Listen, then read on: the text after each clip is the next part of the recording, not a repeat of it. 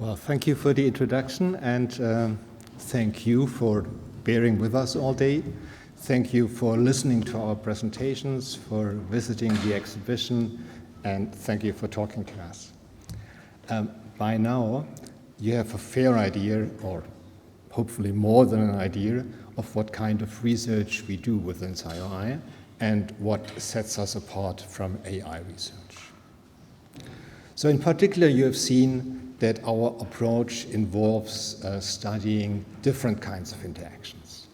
The interaction between individuals and the world, the interaction between a number of individuals within a group and the world, and the interaction between a large number of individuals in a collective.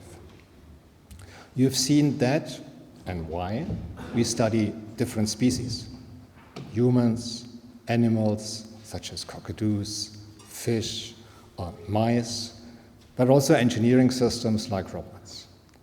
And you've seen that we study their behavior by setting them complex tasks. We've also mentioned several times, and I think you've seen that in the talks, that to implement our research program, we need the input of scientists from a large number of different disciplines. So within SCIoI, we have psychologists, we have biologists, we have roboticists, we have computer scientists, we have philosophers, we have sociologists, and so on. And I heard many of you say, this must be exciting. It is exciting, it is inspiring even, but at least in the beginning of SCIoI, and how shall I put that, it was also a challenge, a big challenge, because all these disciplines have their own language. So sometimes it felt like a scientific Tower of Babel. And I vividly recall that in the beginning of SCIoI, I participated in several meetings, and I had the distinct impression that I do not understand a lot of what other people are saying.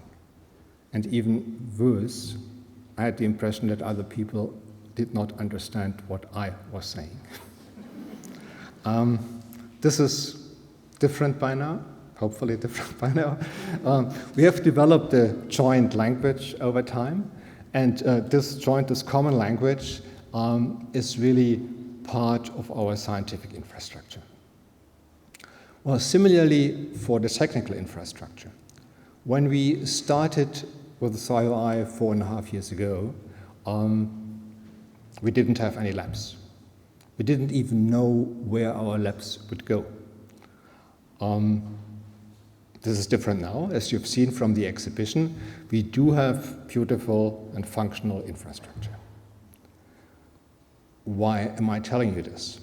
Well, to explain why our research program is rapidly gaining momentum at the moment. So, for example, we have identified certain patterns that we believe to be principles of intelligence. We have identified certain fundamental trade-offs that seem to be universal in intelligent behavior.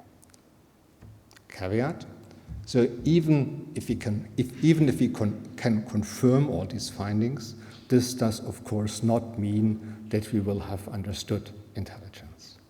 But these findings are going to be stepping stones towards the aim of understanding intelligence. And we're also confident that these findings on their own can be translated to and implemented in technical devices to make them smarter, to make them more intelligent, to make them perform better. I shouldn't forget the title of my talk. So you would probably expect that the title of this talk points at possible long-term developments, at issues that are not yet part of our research program. And of course, we do think about promising new developments. I don't want to give away too much at this point, but I'll give you one example. Intelligent behavior in biological systems is evidently not something isolated in time. It develops over time. Individuals learn, groups learn, collectives learn over time. But also intelligence develops over generations. So it is being shaped by evolution, as we've heard in Alex's talk this morning. And this is something that we'd love to study, this is something we'd love to understand, and this is something we'd love to transfer to engineering scenarios.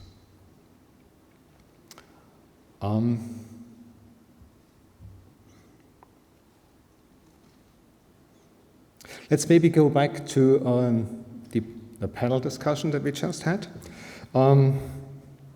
Intelligence research already has an impact on our life. And this is going to be increasingly so. So is that reason to worry? Is that a reason to be afraid? Well, I would say it's a reason to be alert. Because, as we've also heard in the panel discussion, the results from intelligence research, like the results from any basic research, can be used in a variety of ways. So to make sure that the positive effects dominate the negative ones, it's important that ethical considerations are an integral part of all intelligence research.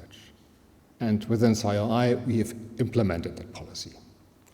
But I think it's of equal importance, maybe even more important, that the public, we all, gets informed, stays informed about new developments in intelligence research. Because only when informed, when well informed, can we as a society take the right decisions. So, in this sense, I hope that you found the SCIoI fair informative and hopefully also a little bit entertaining. Thank you very much.